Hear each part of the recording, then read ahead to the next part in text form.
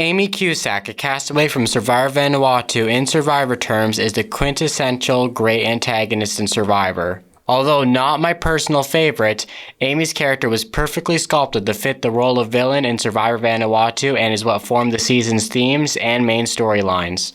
She is not often looked in the same light as villains like Boston Rob or Russell Hantz, but maybe after this video I can convince you otherwise by breaking down what makes Amy Cusack a great villain and character in Survivor Vanuatu. When crafting a character from any story, real or fictional, first impressions are key. The first time a character is on screen, generally we should get a good grasp on who they are as a person. Amy is definitely not an exception to this.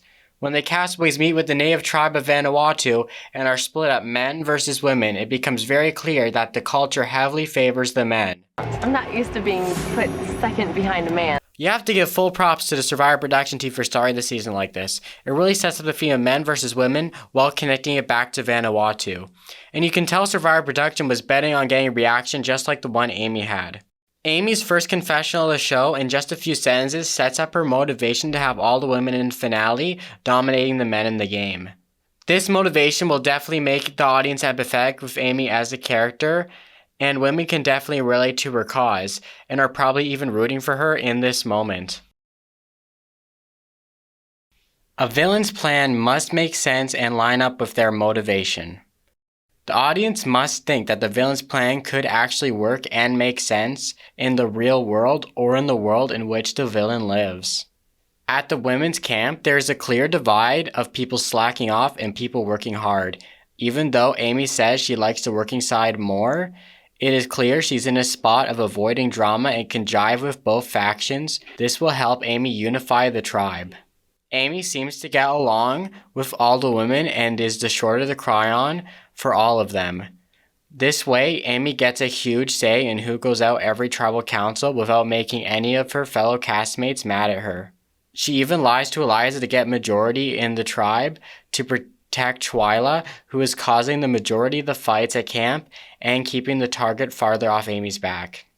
After managing to make a resonating emotional connection with all the women, Amy starts creating an us versus them mentality. A strategy most known to be used in Survivor Redemption Island by Boston Rob, but only many seasons before he did it. First, you must find a commonality. Amy's anti-men sentiments is the perfect catalyst for getting all the women to work together to eliminate all the men. To even further drive the point home, Amy constantly brings up to the women how a women's alliances never stuck together to the end of the game, as well as making sure to take every opportunity to villainize the men by gaslighting them to make sure that the women despise the men, and working with them would be a disgraceful thing to do because they are not worthy to stay in this game, unlike the women. For one team. I see Bubba making signals to Chris. And the second I saw that signal, I'm like, we're not a team. This is not a team here. I saw it happen. As Boston Rob says, I have a whole vision that I'm trying to put into action here. Keep an us versus them mentality. Thus the separate shelters, the separate eating times.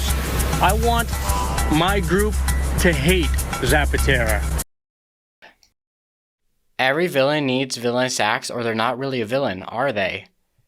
Of course, in the world of reality TV, villainous acts are on a much smaller scale than on the cinematic side of things. So keep this in mind while I explain this section. At the tribe swap, Amy is swapped into the majority, with two men being on her team, Bubba and Rory. It is obvious that if they lose immunity, one of the men are doomed no matter what. The other tribe, however, has more men than women, so in an attempt to save themselves, Bubba tries to talk to Chris from the other tribe and tell them to throw the challenge so they can vote off one of the girls, saving him and Rory. Think about the merge. Bubba tried to communicate with his old tribe mates, but Amy caught the exchange. The way they immediately cut to Amy's face as she overhears, it really helps sell how menacing and cutthroat she is. Amy calls Bubba out for this, gaslighting him to the whole tribe on how she thought they were all just one happy tribe and there is no men versus women factions. It was just one big happy family until the evil Bubba tried to change that. This is a blatant lie, showing Amy will lie and make innocent people seem villainous to maintain her power. She also reveals that Bubba would not be going home tonight if he didn't pull this stunt earlier on. This is true, as Rory would have when showing, once again, the cutthroat nature of Amy, changing the target to Bubba just for taking a slight at Amy. At the next tribal council, after losing immunity, you would expect Rory to go home. And they were, until Lisa did a very innocent slip of a tongue. Lisa was the kind of woman who would never betray Amy or the Women's Alliance, and is just a minor slip up here. I'd like to go just in case. Oh, in case what? Lisa said, she wanted to know where the maniac was just in case I wasn't around. Oops, did that really just come out your mouth? Amy decided to make an example out of her by taking her out instead of Rory, once again gaslighting and villainizing her to an unfair extent to turn the women against her, whilst at the same time putting the fear of God in her followers. Spoken. True to my word. Similar to when Darth Vader would kill one of his own commanders for disappointing him. This type of behavior will later be Amy's downfall, so yeah, if this doesn't show Amy's villainous tendencies, nothing will.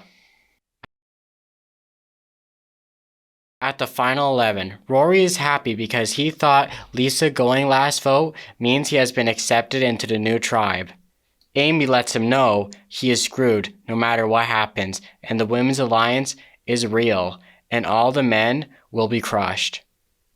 The biggest thing for all the women was no Women's Alliance has stayed together through this game, ever. What do you mean, what about the guys back home? What do you mean? Then don't treat me like I'm some sort of lackey. In Rory's heart, as he almost single-handedly wins the tribe immunity, sparing himself. With the merge usually being at 10, most likely the men from the other tribe will vote out a woman, making the numbers be 5-5. But foolishly, they vote out a man, making the numbers 6-4. Very lucky on Amy's part. But still, at the merge, Rory predictably flips back to the men and tells them how Amy needs to go because she is the puppet master of all the women. Amy is the top dog over there, and Amy has had me squirming. She's calling the shots. Completely. The men think that Julie and Twyla will work with them, since they bonded at the swap. Unfortunately for them, this is not the case. Julie has no interest in leaving Amy's alliance. To be fair, Twyla is conflicted, but her flipping will only tie the vote, so she sticks with the women. At Tribal Council, Amy receives 4 votes, and Rory, the Women's Alliance biggest adversary at this time, gets 6, going home. Next episode, Amy wins an individual immunity, and then votes out Sarge. And then next episode, Chad, leaving only one man left, Chris, at the final 7. The villain's downfall needs to happen when all hope seems to be lost for the heroes. Amy's plans to destroy the men has nearly succeeded, including her 6 women left, only 1 man. Hope seems to be all lost for Chris. So how does she fumble the ball? Well, Amy's Achilles heel has been foreshadowed for a long time. Compassion, ego, and a hunger for power. At the immunity challenge, the family visit is brought in, where Chris gets to see his wife, and when Amy wins immunity, he loses. She is upset and says, clip, I hope you don't go home. This and the constant complaining from the Women's Alliance to eliminate Eliza for her constant annoyance makes Amy think maybe we should spare Chris 1 round and vote out Eliza, even though I made a very personal connection with her and promised to take her all the way to the end. However, Twyla and Scout were secretly ready to lead the Women's Alliance and join Chris, but it would only be 4-3, so it wouldn't work out. But now that Amy's turning on Eliza, they tell Eliza about her plan getting Eliza to vote with them, saving herself, and taking out Amy's right-hand woman in one fell swoop. Amy's empire comes crashing down. All the women's power is gone at the final 6. Amy is down 4-2, and if she doesn't win immunity, she is out.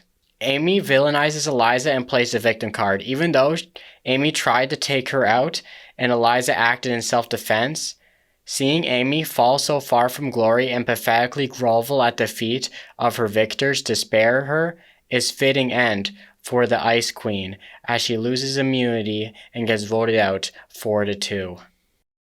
So I hope now I convinced you that Amy is a quintessential survivor villain, single-handedly crafting the main narrative of the Survivor season Vanuatu, she was the driving force of the story.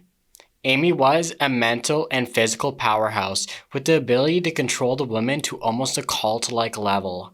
Definitely a powerful, formidable foe for our heroes. With villainous acts that were sometimes hypocritical of her cause of voting out the men, her selfishness to put herself above the cause of the All-Women's Alliance led to the perfect villain's downfall.